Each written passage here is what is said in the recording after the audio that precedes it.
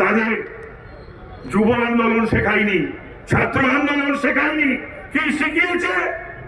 সরকারের সঙ্গে, মন্ত্রীর সঙ্গে এই নিয়মে মধ্যস্থতা করো, পয়সা রোজগার করো।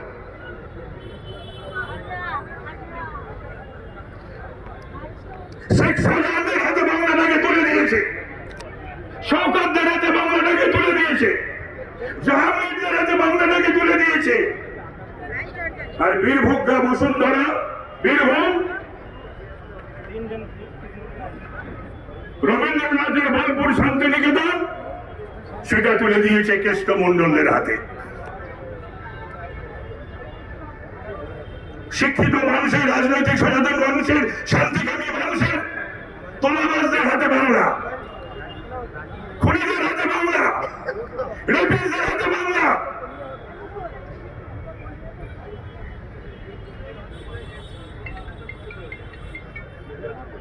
এক একটা জায়গা থেকে 294টা বিধানসভায় কত নাম বাদ গেছে? টোটাল কত বাদ গেছে? দক্ষিণ কলকাতায় কত বাদ গেছে? উত্তর কলকাতায় কত বাদ গেছে? যাদবপুরে কত বাদ গেছে? কেএনএসডিতে কত বাদ গেছে? আর কত ভোটে জিতেছিলেন? তফাৎ কত?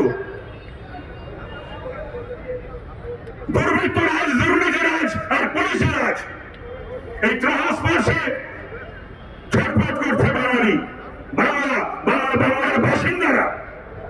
তাই তারা মুক্তি চাইছে, পরিবর্তন চাইছে। এই বাংলা চায়নি, সরকার চায়নি। বাংলার বুকে অনেক মুখ্যমন্ত্রী আমরা দেখেছি, অনেক সরকার আমরা দেখেছি, যারা দেখিনি তারা শুনেছি, পড়েছি। আপনার পছন্দ হতে না পারে, আপনি বিরোধী হতে পারেন, আপনি কাউকে বেশি পছন্দ করতে পারেন। আপনার বাড়িতে প্রফুল্ল ঘোষের ছবি থাকতে পারে, নাও থাকতে পারে। বিধান রায়ের ছবি থাকতে পারে, কারোর ঘরে নাও থাকতে পারে। প্রফুল্ল সেনের ছবি থাকতে পারে, সিদ্ধার্থ রায়ের ছবি থাকতে পারে, না থাকতে পারে। জ্যোতিবাবুর ছবি থাকতে পারে, নাও থাকতে পারে। বুদ্ধবাবুর ছবি থাকতেও পারে, নাও থাকতে পারে। অজয় মুখার্জির ছবি নাও থাকতে পারে, থাকতে পারে। কিন্তু আমি লিখে দিয়ে গেলাম, মমতা ব্যানার্জি যেদিন চলে যাবেন, তার 20 বছর, 25 বছর, 30 বছর পরও বাংলার কোনো তার ছবি, তার প্রতিকৃতি সমাবর্ধন করবে না।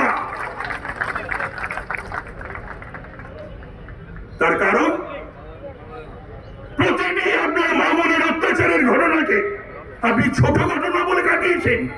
আমার মনে আছে অনিতা দেওয়ানের ঘটনাকে, তদানীন্তন মুখ্যমন্ত্রী, আমরা তখন বিধানসভা থেকে রাস্তা